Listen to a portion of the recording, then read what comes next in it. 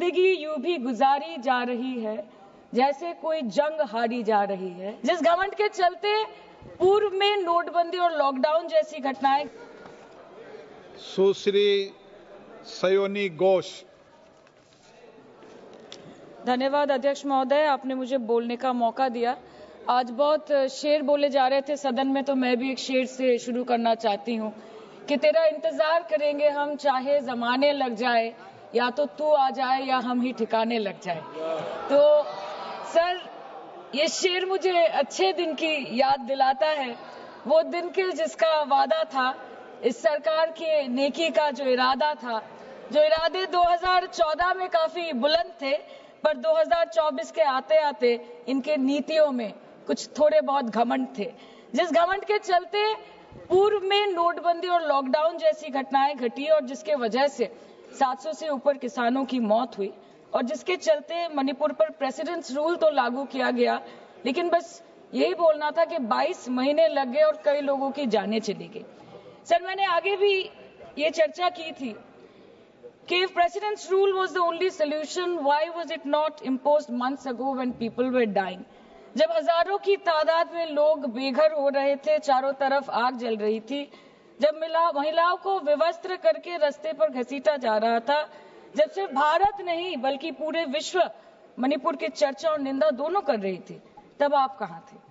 Sir, this delay in imposing president's rule proves that the BJP leadership neither had the will nor the competence to handle the Manipur crisis, and the administration watched quietly as ethnic tension spiraled out of control. Sir, मैं ज्यादा detail में नहीं जाऊंगी क्योंकि हमने चर्चा पहले भी की है, और आज लगभग 2:15 को हम मणिपुर पे आलोचना कर रहे हैं। इतना इंपॉर्टेंस अगर पहले दिया होता तो शायद इसकी नौबत ही नहीं आती। So this is what I think.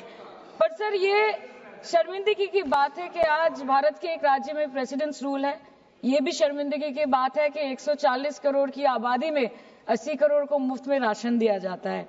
आज सर, लाखों नौजवान हैं जो बेकार बैठे हैं। 1 से 2% ऐसे लोग हैं जो सिर्फ टैक्स पेएबल के क्राइटेरिया में आते हैं, और बीजेपी है जो सब चंगासी का कुर्ता पजामा पहन के घूमते रहते हैं।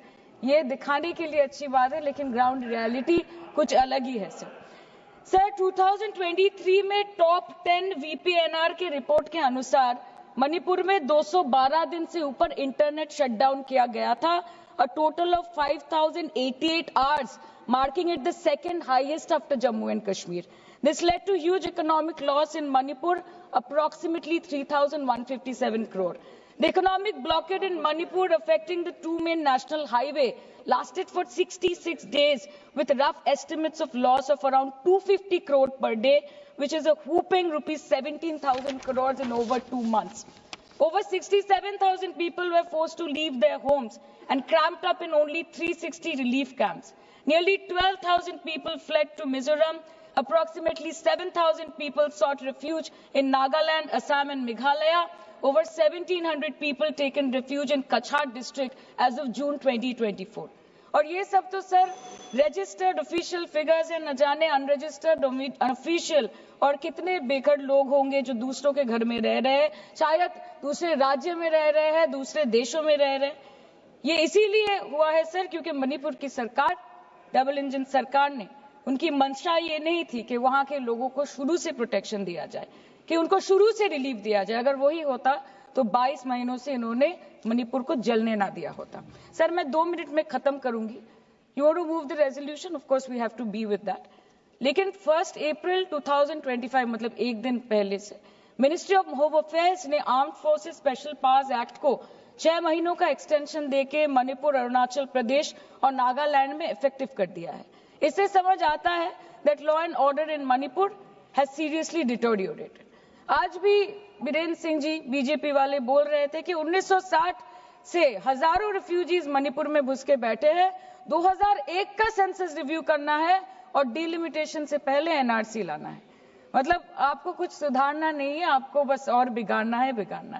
जिस तरह असम में एनआरसी के नाम पे इस सरकार ने 1500 करोड़ से ऊपर फूंक दी और करीबन 19 लाख लोगों को अस्तित्व संकट में डाल दिया, अब वही हरकत दोबारा दोहराना चाहते हैं मणिपुर के लोगों के साथ। अध्यक्ष महोदय, मैं अंत में बस इतना कहना चाहती हूँ मणिपुर के भाई और बहनों की तरफ से कि जिंदगी यूं भी गुजारी जा रही है जैसे कोई जंग हारी जा रही है। जिस जगह पहले के जख्मों के निशान हैं, फिर वहीं पर चोट मारी जा रही है, फिर वहीं पर चोट मारी जा रही है। इसलिए आपके माध्यम से इस सरकार से मेरी यही अपेक्षा रहेगी कि मणिपुर के हालात में सुधार लाए, वातावरण में संतुलन लाए, पहले अपने देश के लोगों को मित्र बनाए, फिर जाके विश्व बंधु कहलाए जाए। That the Home Minister and the Prime Minister should work overtime and step outside their comfort zone to address the needs of the people and restore normalcy at the earliest in Manipur. Thank you, sir. Thank you.